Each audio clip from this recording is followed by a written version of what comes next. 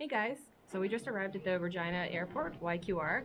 We're taking off for a little adventure to Iceland. We're going to be gone for 2 weeks. 2 weeks. And we've rented ourselves a little camper van. It'll be nice and cozy. And we're going to do Ring Road and probably get off the beaten path a little bit. And we're hoping to take you guys with us. It's gonna be great.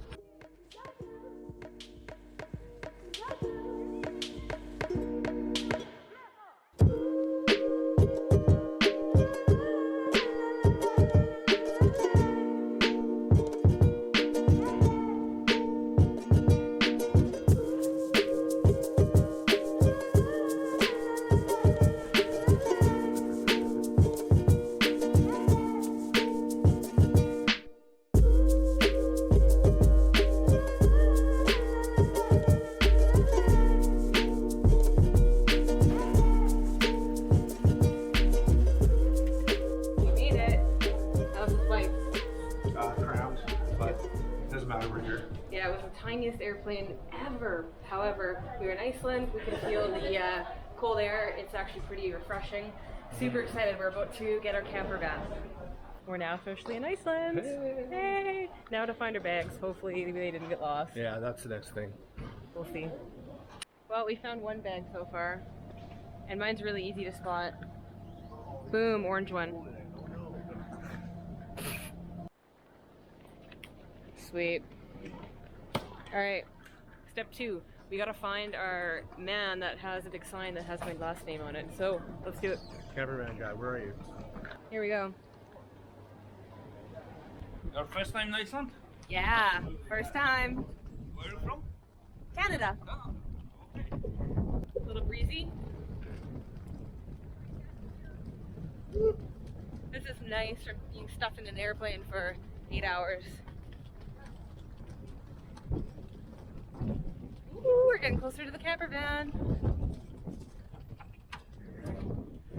So exactly about the summertime, we don't have it dark. No. We have it like the daylight, 24 hour. You know? Right. This time we have it so like dark, so completely dark, like 3.5 hours. And you find so completely dark place, Yeah. clear sky, not so much pollution lights. Then you see beautiful lights. So we have a chance to see the northern lights. That's awesome. That's awesome. Come back here on the winter time because this place what you see now, so back on the winter, so Completely different. same Yeah. places. Yep. Right. Ja, så extras. Yeah. Morning, guys.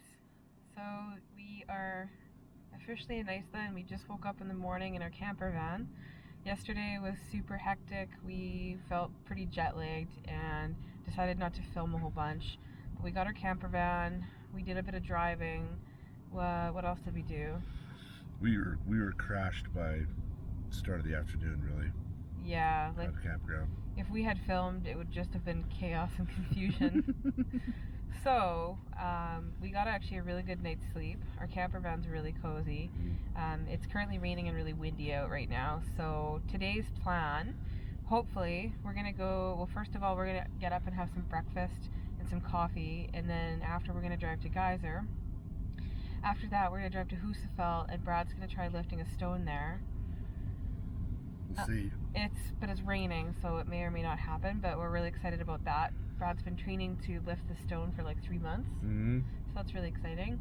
And then after, we're gonna head toward the peninsula on the west side. So yeah, stay tuned. This is our view this morning. It's not so bad. There's a few camper vans out there. It's super cozy in here. So we fell asleep again. We had a 2-hour nap and it's nearly 11 o'clock now, so we're gonna have a quick coffee and hit the road. The sun's out though. Woo!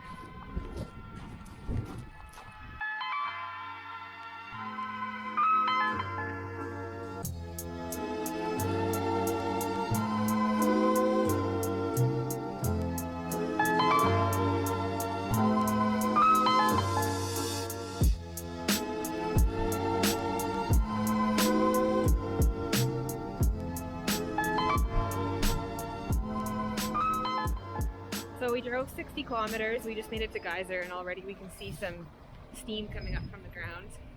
It's really busy here. This will be one of the more touristy things we do. You can definitely smell it already. There you can see some stuff happening. It's pretty cool.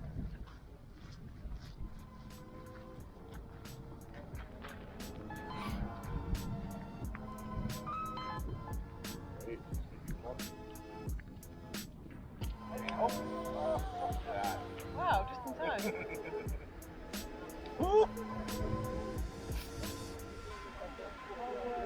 Wow, that was Nice. great timing. That's awesome. We're gonna waste this footage. So we just walked up to Geyser, but we don't know how often it goes off, so we're just kind of waiting to see. There's no signs or anything, so we're not quite sure. Do we risk waiting? It's pretty cool. Yeah, it could be.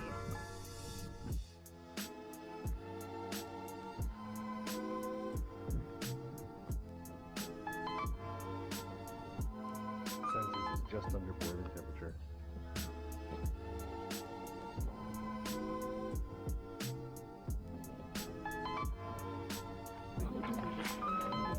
There we go.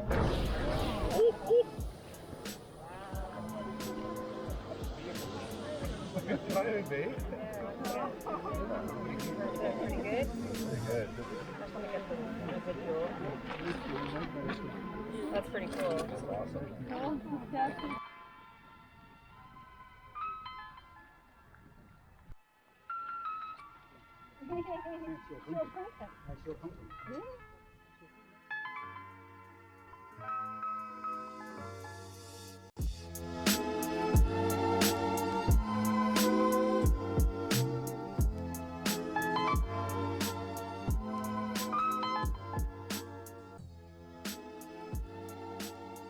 Alright, so we just pulled up in Husafell. So this is the town where the stone is that Brad's about to lift here. So Brad's going to tell you a little about it. Well, this stone is probably the most historic stone in Strongman. It's originally there was a reverend called Snorri, and he 200 years ago made this goat pen out of rocks. And the story goes that his daughter helped out, and she wanted a full share, and she didn't get a full share. And so he told her, if you can carry this rock around the goat pen, he'll pay her a full share. So and she did. That's the legend. And that was in the 1800s. So it's called Kavai Helen, which means the pen slab. And everybody knows it as the Husafell stone. It's been Husafell carry has been an integral part of Strongman since back in the day. One of the first strongmans I ever saw, World's Strongest Man, Greg Ernst from Nova Scotia, I believe. He carried this and won it at World's Strongest Man. So that was kind of started my imagination with this stone. And you ask any strongman anywhere in the world, they know the stone, they know where this is. It's a pilgrimage to come here and try, and you have to pick it up and carry it one full lap of the pen, and they call that full styrker, which means full strength, which is a world-class attempt. Very few guys do it. I've seen lots of guys come here on YouTube and fail. Hafthor Bjornsson, 9-time Iceland Strongest Man, has the record. He's carried it 100 meters. This will be about 48.5. So we're here today. It's actually, the weather's pretty good compared to how bad it's been. The wind isn't too bad. No. It's about probably 10 degrees, a little bit of a wind. Hardly any rain. Hardly any rain. It's here. The Iceland's Strongest Man was just a couple days ago in Reykjavik. They had the stone there, and they just dropped it off. You could tell they just pulled it in here and dumped it. It's still got a little bit of chalk on it from when the guys were doing it at the big show a couple days ago. So this is it.